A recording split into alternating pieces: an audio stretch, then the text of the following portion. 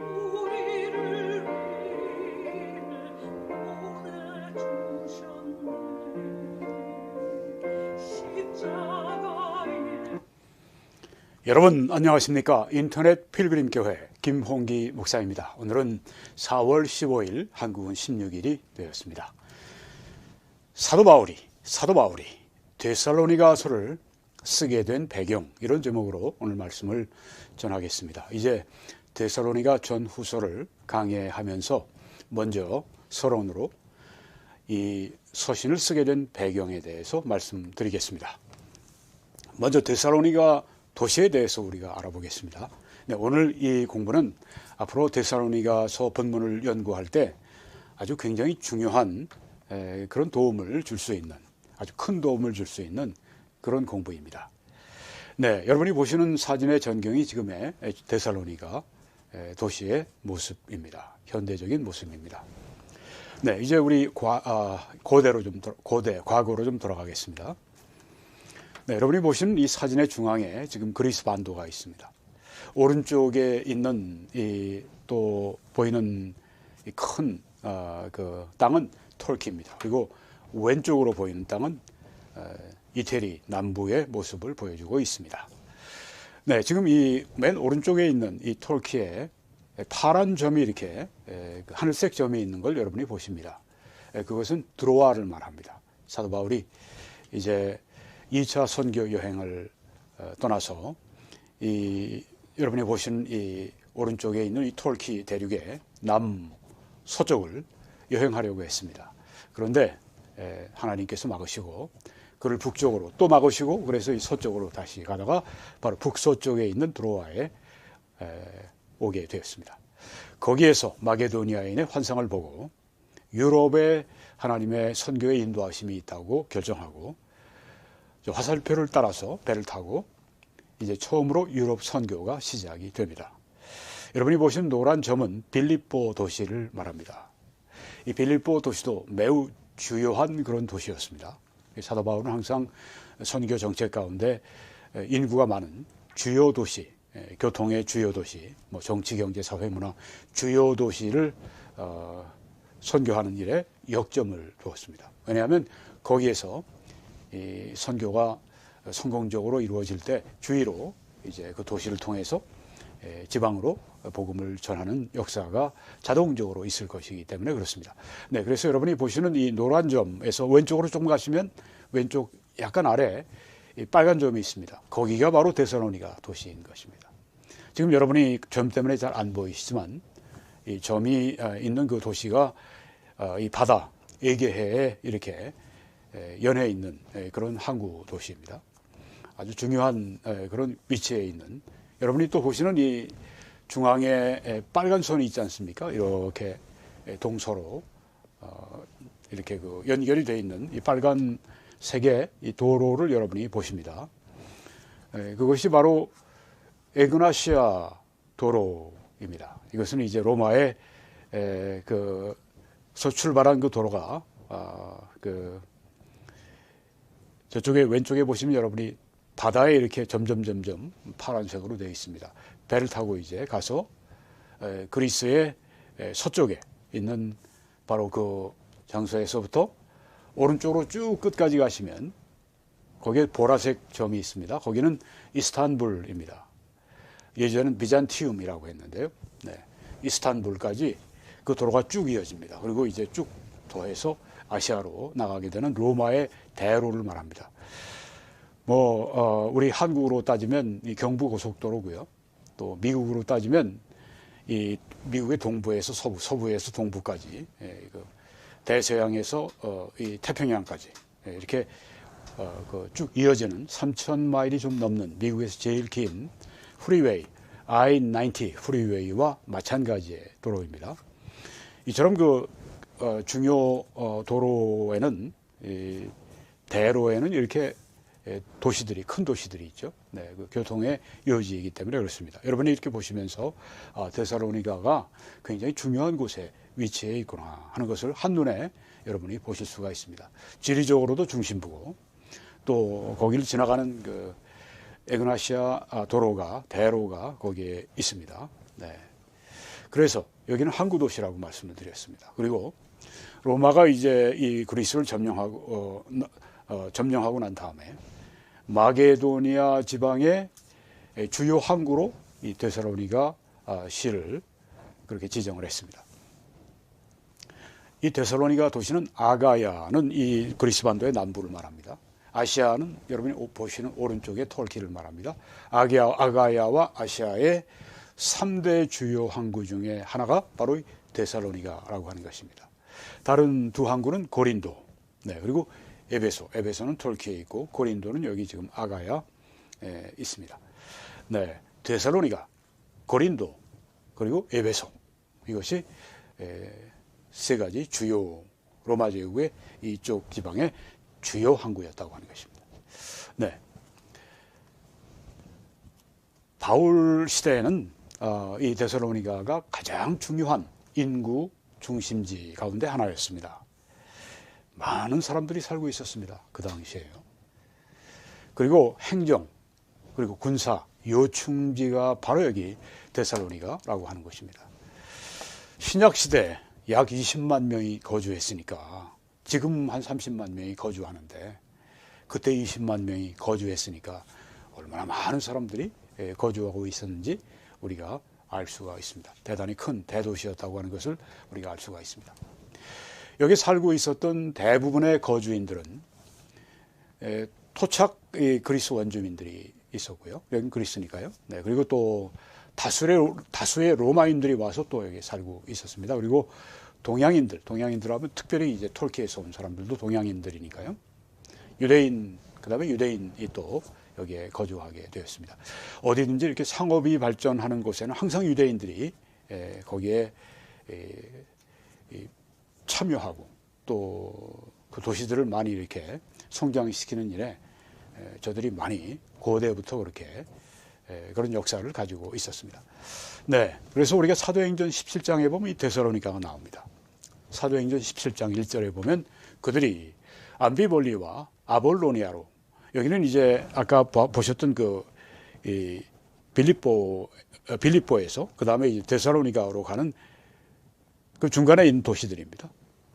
지금 이제 빌립보에서 저들이 출발해서 데살로니가라고 갈 때 암비볼리, 아볼로니아를 다녀서 데살로니가에 이르렀다고 했습니다. 거기 유대인의 회당이 있었다고 했습니다. 유대인들이 있는 곳마다 회당이 있으니까요. 이 데살로니가에 있는 유대인 회당은 당시에 아주 굉장히 큰 영향력을 가지고 있었다고 합니다. 우리가 알 수 있는 것은 바울 당시에 많은 그리스인이 아니라 그리스인, 그리스 사람들로서 유대교로 개종한 사람들이 이 데살로니가에 있는 유대인 회당에 나왔던 것입니다.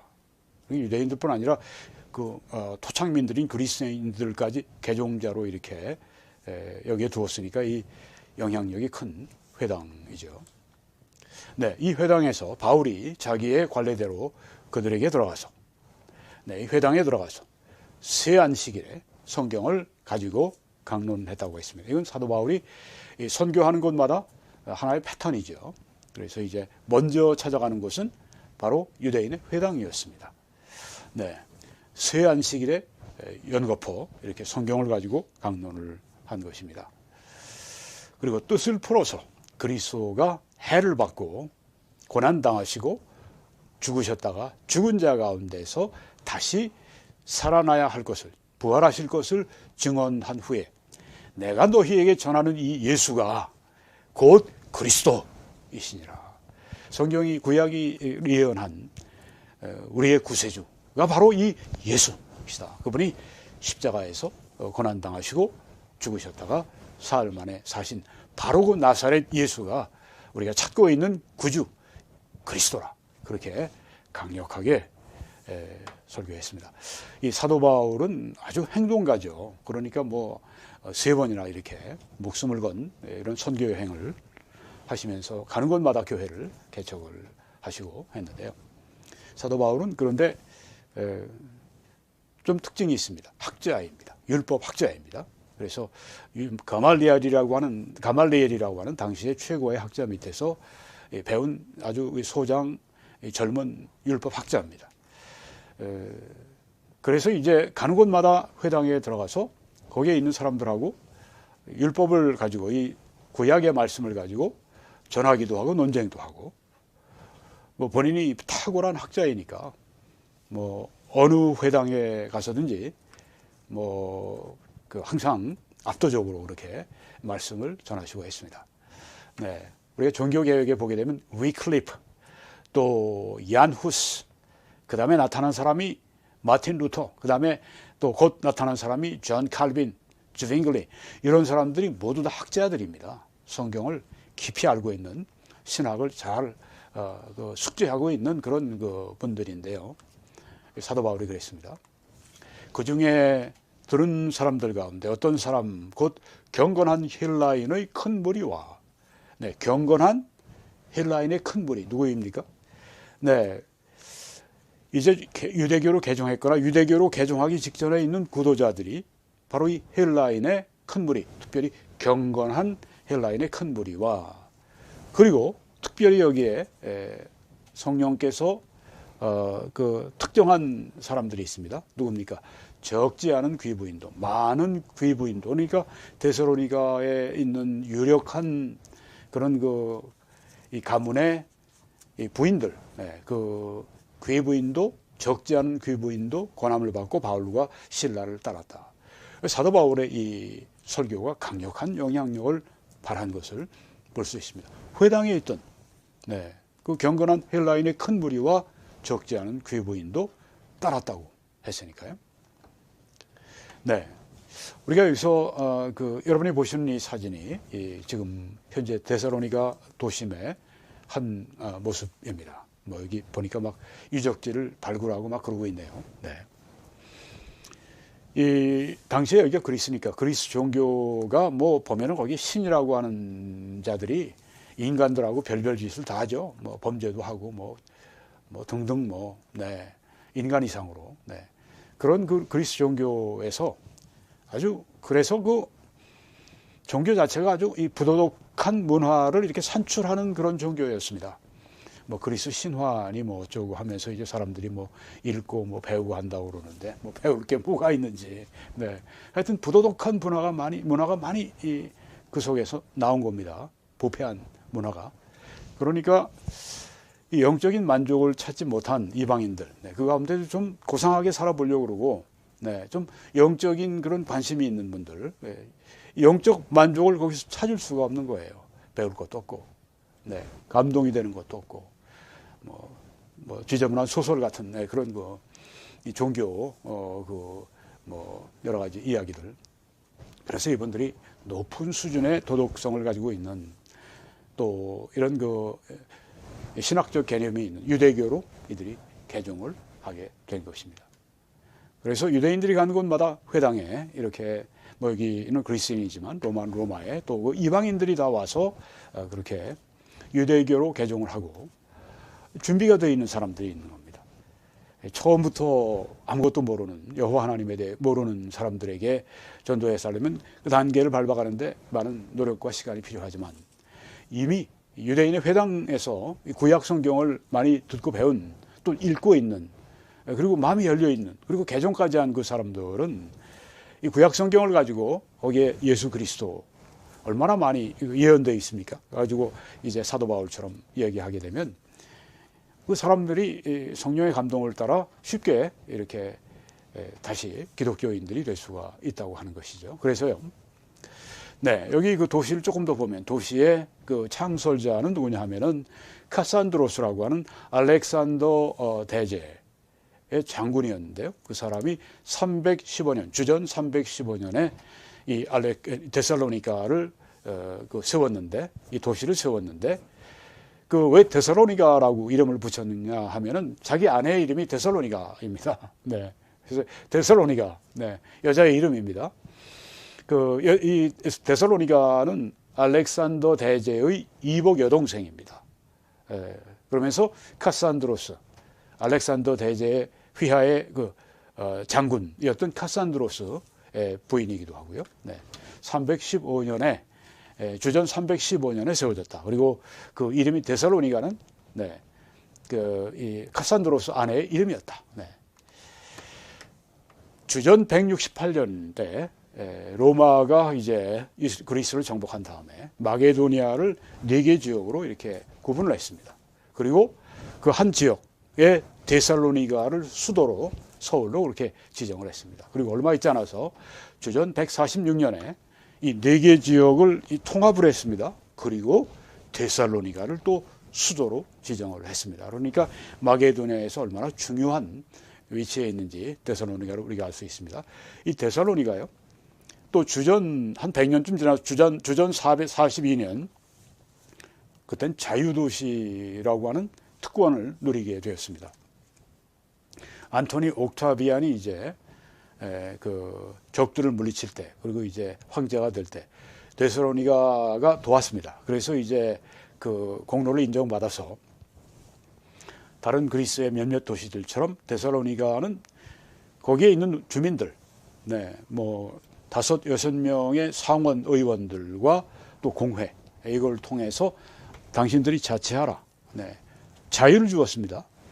여기 데살로니가에 로마의 지방 총독이 와 있음에도 불구하고 여기는 군대를 주둔시키지 않을 정도로 데살로니가를 믿었던 겁니다. 이 데살로니가가 그래서 참 이런 그 의미가 있는 도시였고 거기에 교회가 있다고 하는 것입니다. 1차 세계대전에서는 연합국의 군대가 주둔했는데 2차 세계대전에서는 참 비극이 있었습니다. 독일의 나치가 6만 명의 유대인을 색출해서 처형을 한 장소가 바로 이 데살로니가. 아주 정말 참혹한 역사가 있었던 곳이기도 합니다. 현재 인구는 약 30만, 현재 이름은 살로니카 혹은 데살로니키. 저는 아직 여기 안 가봤습니다만 기도합니다. 하나님께서 언젠가 제가 여기를 방문해서 사진도 좀 찍고 가져와서 여러분들에게 좀 더 많이 보여드리고 그랬으면 좋겠습니다. 이 데살로니가가 어떻게 복음화되었는가? 여러분이 보시는 이 지도는 사도 바울이 2차 선교 여행을 다니시던 그때의 상황을 그리고 있습니다. 주후 44년에서 48년경으로 이렇게 보고 있는데요. 어떤 자료들에 의하면 여러분이 보시는 이 지도의 맨 오른쪽에 보시게 되면 맨 밑에 거기에 그 빨간 선이 시작이 됐다가 다시 끝나는 그 장소가 있죠. 맨 왼쪽 오른쪽에 있습니다. 거기가 가이사랴라고 하는 곳입니다. 사도 바울이 가이사랴를 출발해서 북쪽으로 쭉 시리아로 갔다가 그 다음에 터키로 들어와서 남부로 가서 계속 왼쪽으로 가려고 그러다가 성령이 막으셔서 북쪽으로 가다가 끝까지 올라가는 또 성령이 또 막으셔서 예수의 영이 막으셔서 이제는 또 왼쪽으로 서쪽으로 또 가서 드로아에 가게 된 것입니다. 그리고 거기에서 이제 바다를 건너 빌립보로 가고 그 다음에 거기에서 한 100마일이니까 160km, 서울에서 대전 거리 정도 됩니다. 떨어져 있는 데살로니가로 이제 가서 거기서 이 교회를 개척하시고 선교하시게 된 겁니다. 그 다음에 사도 바울은 이제 그 밑으로 이렇게 보시면 내용은 조금 이따 설명을 드리도록, 더 이상은 설명을 조금 이따 드리도록 하고요. 함께 동행했던 사람들은 실라, 그리고 디모데, 그리고 누가, 의사 누가복음의 저자 누가, 그리고 또 다른 사람들이 동행했을 수도 있습니다. 자, 이들이 암비볼리와 아볼로니아로, 어디죠? 빌립보에서 데살로니가로 가는 그 중간 지점에 있는 그런 마을들입니다. 거기를 다녀가서 데살로니가에 이르렀다고 했습니다. 거긴 지나치고 그냥 데살로니가로 가셨어요. 왜? 더 큰 곳에 가서 복음을 전해야 되니까 시간이라고 하는 게 한정되어 있으니까 우선순위를 정해서 암비볼리, 아볼로니아도 전해야 되겠지만 이미 빌립보에 복음을 전했으니까 이제는 데살로니가에서 또 복음을 전합니다. 나중에 이 대도시들이 이제 이 작은 도시들을 복음을 전할 수 있으니까요. 거기 데살로니가에 유대인의 회당이 있는지라 바울이 회당에서 왜 전도했는가 그 이유를 이렇게 또 말씀드릴 수가 있습니다. 여기 회당에 있는 사람들은 구약을 경외하는 사람들입니다. 하나님의 말씀으로 아는 사람들입니다. 그리고 성경의 구약에 있는 이 신학적인 그 개념들이 사도 바울이 말씀하고 있는 동일한 개념 혹은 좀 다르다면 비슷한 개념, 이라고 하는 것입니다. 사실은 같은 개념이죠. 그런데 이제 유대인들이 잘못 이해해서 그렇죠. 그리고 사도 바울처럼 동일한 문화를 가지고 있는 곳입니다. 유대인들이 모이는 곳이고, 또 사도 바울이 이 유대 말로 그 당시는 아람어를 썼는데, 하여튼 이 동일한 언어를 가지고 그들이 뭐 보는 것은 이제 헬라어의 그 구약 성경 그 LXX라고 70인역 그거를 이제 여기서 사용을 하죠. 말은 아람어 쓰여져 있는 그런 이제 그 헬라어로, 왜 다 지금 헬라 세계 속에 퍼져서 나와 있으니까 히브리어를 다 잃어버렸어요. 그래서 히브리어를 헬라어로 번역하는 일이 주전 한 200~300년 경에 있었습니다. 그때 이제 70인역이 나왔는데 구약 성경을 히브리어를 헬라어로 다 번역을 한 겁니다. 사도 바울은 이 LXX 그 헬라어역 성경에서 이 성경 구절을 인용해서 이 성경에 넣으시기도 하고 그랬었습니다. 하여간에 이러하기 때문에 먼저 회당에 가서 전도한 겁니다.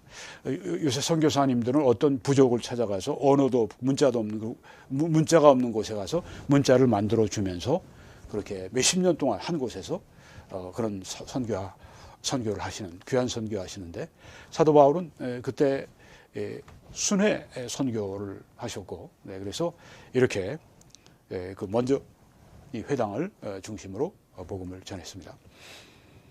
이 바울은 어떤 메시지를 전했습니까?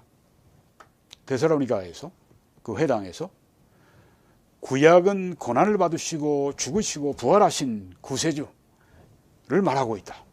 구약 성경에 메시아는 고난을 받으시고 죽으시고 부활하신 분이다.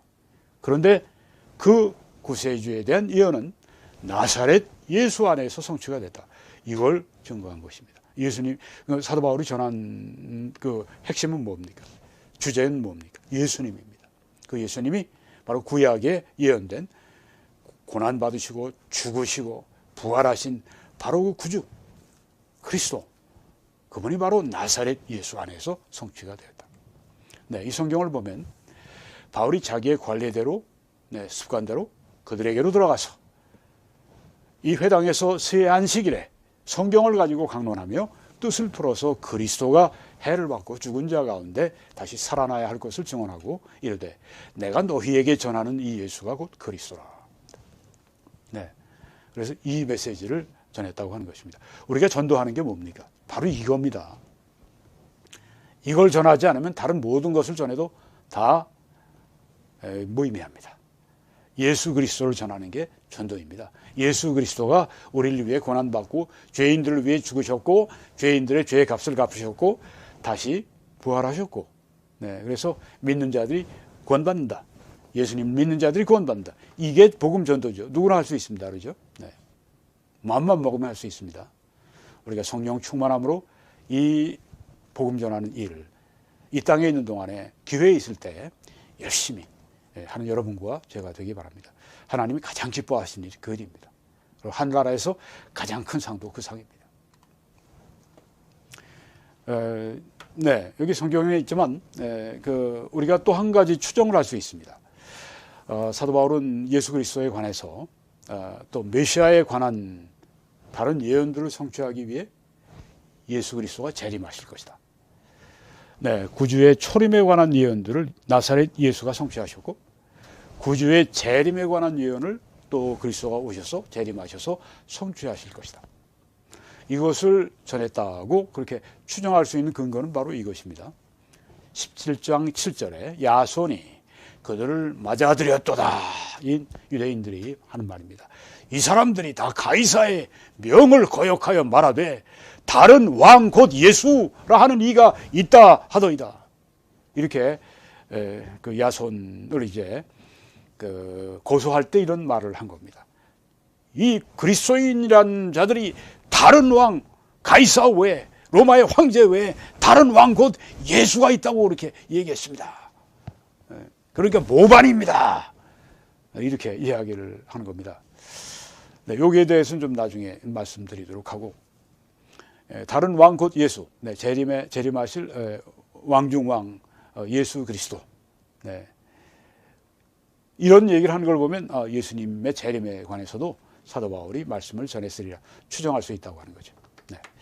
자, 이 바울이 이렇게 능력 있게 복음을 전했을 때 구원받은 사람들은 누굴까요? 첫째, 어떤 유대인들이 구원받았고요, 회당 안에. 그리고 그리스도인 구도자들, 네, 이 이방인들, 이 그리스도인들, 그 개종자들, 유대교 개종자들, 그리고 유대교에서 그 개종하기 위해 도를 추구하고 이렇게 그 믿음을 추구하는 사람들, 그리고 데살로니가의 귀부인들, 네, 이 세 그 부류의 사람들이 사도 바울이 복음을 전할 때 귀를 기울였다가 마음을 열고 주님을 받아들였습니다. 성령의 역사로. 네.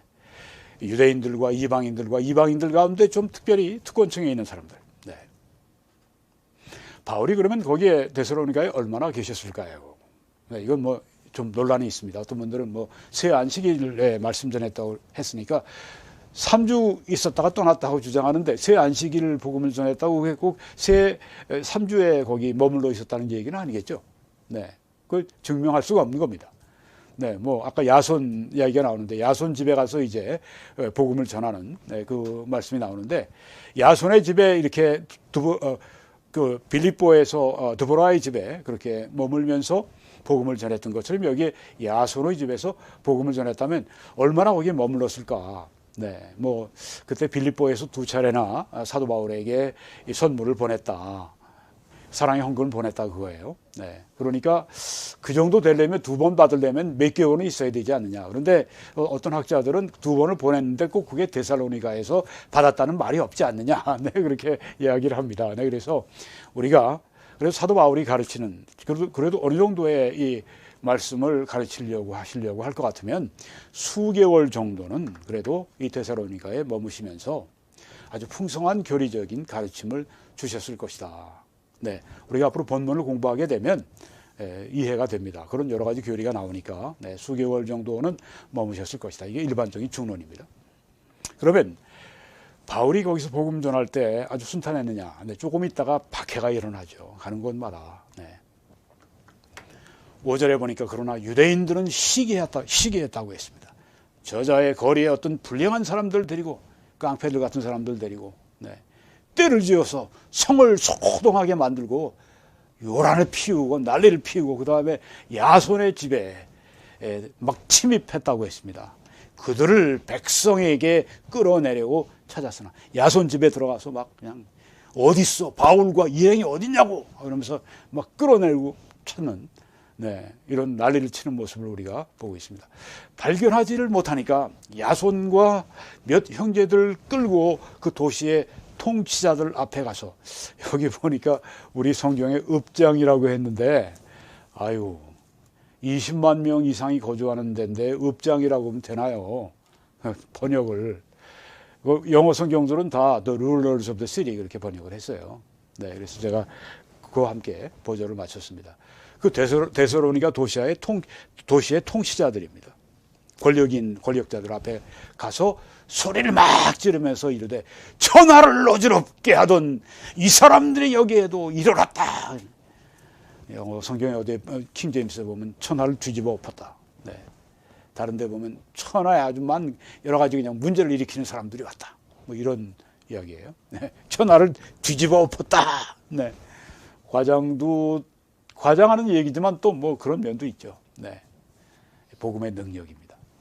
야손이 그들을 맞아들였다. 야손이 문제야. 이 사람들이, 야손과 여기 온 사람들, 이 사람들이 다 가이사의 명을 거역해 말하되 다른 왕 곧 예수라 하는 이가 있다고 합니다. 이건 모반입니다. 모반. 이렇게 한 것입니다. 어디든지 복음이 전해지면 사도 바울이 가는 곳마다 이제 곧 박해가 일어나고, 박해할 때마다 하는 일이 뭡니까? 사람들 충동해서 이상한 사람들 세워가지고 거짓 소문 말하고 음모론 꾸며서 막 풀어놓고, 그래가지고 흥분시켜놓고 사람들, 네, 그런 늘 하는 전략이에요. 네. 근데 여기 통치자들이 보니까 하는 이 사람들이 이게 새로 이 종교를 갖게 된 이 소위 크리스찬이라는 사람들에 대해서 이 사람들이 지금 음해를 하고 있구나 생각을 한 거예요. 무리와 그 도시의 통치자들이 이 유대인들이 이렇게 고소하는 걸 듣고 소동하여 야손과 그 나머지 사람들에게 보석금을 받고 놔주었다고 했습니다. 네.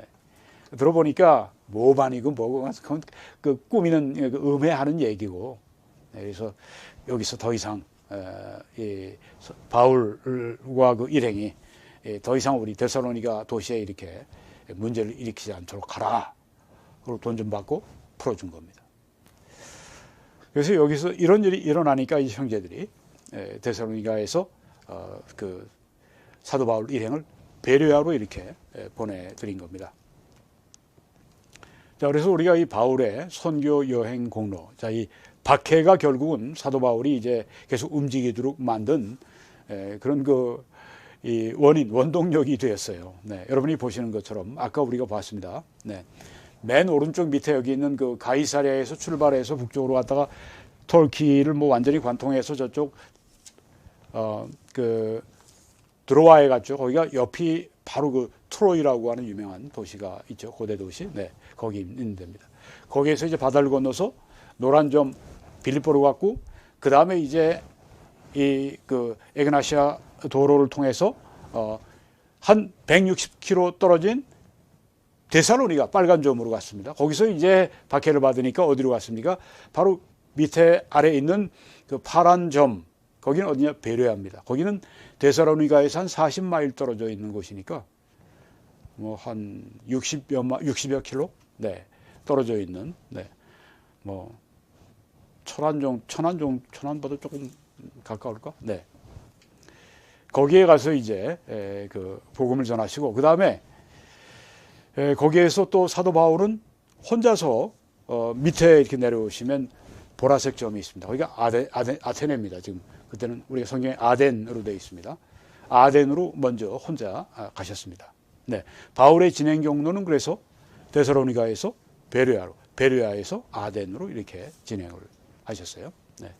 밤에 형제들이 곧 바울과 실라를 베레아로 보내니 그들이 이르러 유대인의 회당에 들어가니라.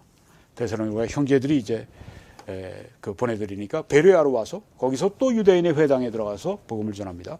그런데 베레아 사람들은 데살로니가 있는 사람들보다 더 고상하여서 간절한 마음으로 말씀받았다. 고상하다 하는 이 표현이 우리 개혁 처음에는 더 신사적이어서 그렇게 표현을 했고, 지금 개혁 개정에는 더 너그러워서 이렇게 번역을 했습니다.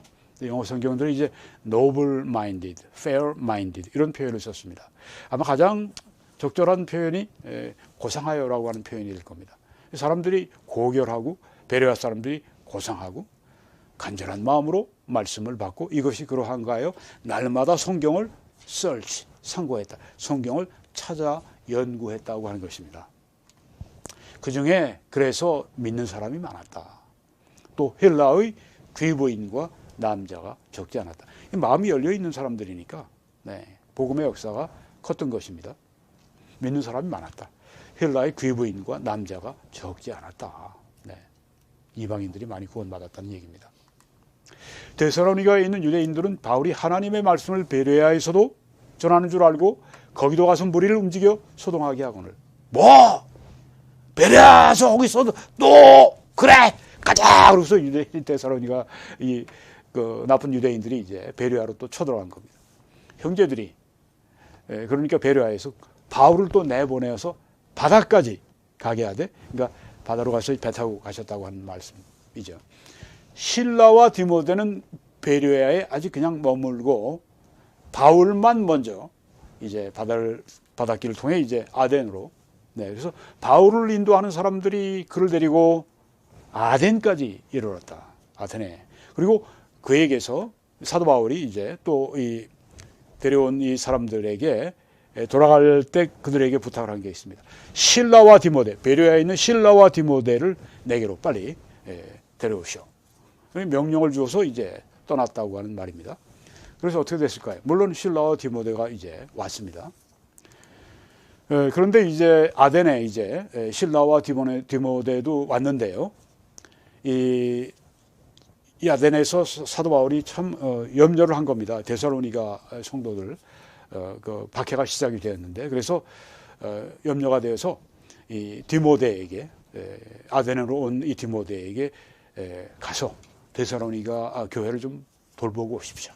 그래서 이 디모데가 다시 아덴에서 데살로니가로 갔습니다. 그리고 이제 디모데가 다시 돌아왔는데 아덴이 아니라 고린도에서 만납니다, 사도 바울을. 그리고 그가 돌아왔을 때 데살로니가 교회에서 아주 격려가 되는 소식을 가지고 사도 바울에게 돌아왔습니다. 사도 바울이 그 소식을 듣고 데살로니가 서신을 쓰게 된 것입니다. 네, 데살로니가 서를 쓴 이유가 무엇인가? 네, 소식을 듣고 박해 가운데도 저들이 변함없다고 하는 것을 듣고 칭찬을 했습니다. 그리고 이 데살로니가 성도들이 보내온 이 디모데에게 보냈는데, 디모데가 물론 이제 이 구두로 이렇게 듣고 전했겠죠. 네, 그 질문에 대해서 이제 데살로니가서를 통해 대답을 줍니다. 그리고 이 잘못된 정보가 막 거기 돌아다니고 있었어요. 거짓된 비난들이 막 돌아다니고 있었습니다. 데살로니가 교회에서 뭐 유대인들이 가만히 있지 않았겠죠. 계속해서 음모론 꾸미고 뭐 거짓말 뭐 하고 뭐 막 모함하고 뭐 그런 것들을 교정하는 일을 했습니다. 이 데살로니가서를 통해서. 그리고 계속 믿음 안에서 전진하라, 이렇게 권면을 했습니다. 조금 더 우리가 보면은 데살로니가서를 쓴 그 목적을 또 좀 보겠습니다. 네, 박해 가운데도 인내하라, 이 교훈을 여기에 담았습니다. 그리고 복음의 적들이 뭐 거짓말하고 뭐 나쁜 정보들을 막 퍼뜨리고 거기에 대해서 반박을 하는 내용이 있습니다. 뭐 사도 바울은 돈 때문에 뭐 복음을 전했고 뭐 개인적인 유익을 위해서 뭐 데살로니가에 와서 뭐 헌금을 받으려고 뭐 왔었고 뭐 근데 뭐 박해를 받으니까 막 그냥 금방 그 떠난 아주 겁쟁이고 아주 위선자고 막 이런 식으로 막 그 모함을 막 한 겁니다. 여기에 대해서 반박을 한 내용이 이제 데살로니가서에 있다고 하는 것입니다. 그리고 그동안에 교회에 갑자기 그 문제들이 막 일어난 겁니다. 오류들이 막 생겨난 거예요. 그게 뭐냐면 도덕적으로 그냥 이렇게 좀 느슨해지고, 그러니까 도덕적으로 좀 풀어지고, 네, 좀, 그리고 게으르고, 네, 이런 게 생겨난 겁니다. 그리고 영적인 지도자들, 그 데살로니가 교회에 그래도 짧은 기간이었지만 영적인 지도자들이 생겨났는데 그들을 따르지 않고 존경하지 않아요. 이런 문제를 교정하기 위해 서신을 썼다고 하는 것입니다. 그리고 주님의 재림 전에 죽은 성도들은 어떤 일이 그들에게 일어났느냐, 재림 전에 죽은 사람들이 어떻게 됐느냐, 이런 것에 대한 답변이 여기에 있습니다. 그러니까 재림과 휴거와 관련된 그런 말씀들이 나옵니다. 자, 서신이 쓰여진 장소와 시기는 어디였을까요? 서신은 고린도에서 쓰셨습니다. 그리고 시기는 주후 50년에서 54년경으로 그렇게 알고 있습니다. 네. 마지막으로 데살로니가의 저자가 누굴까요? 물론 사도 바울입니다. 네, 뭐 현대 자유주의 신학자들이 뭐 흔들고 하지만 뭐 너무 성경에 분명하게 우리가 알 수가 있는 것입니다. 네, 오늘 이 데살로니가서를 앞으로 강해를 시작하면서 배경을 오늘 여러분들에게 말씀드렸습니다. 이런 풍부한 배경 지식을 가지고 우리가 이 성경을 공부하게 되면 본문이 더 잘 보이게 됩니다. 그래서 우리가 이 성경을 연구할 때 항상 역사적인 배경을 연구해야 되고요. 문화적인 것들을 우리가 연구해야 되고요.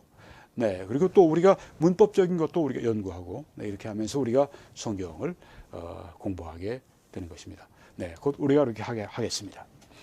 여러분, 이 사역을 위해 함께 기도와 전파와 헌금으로 함께 해주셔서 오늘도 이 말씀을 전할 수 있었습니다. 저만 한 것이 아니라 함께 협력하신 모든 분들이 오늘 이 또 방송을 하신 것입니다.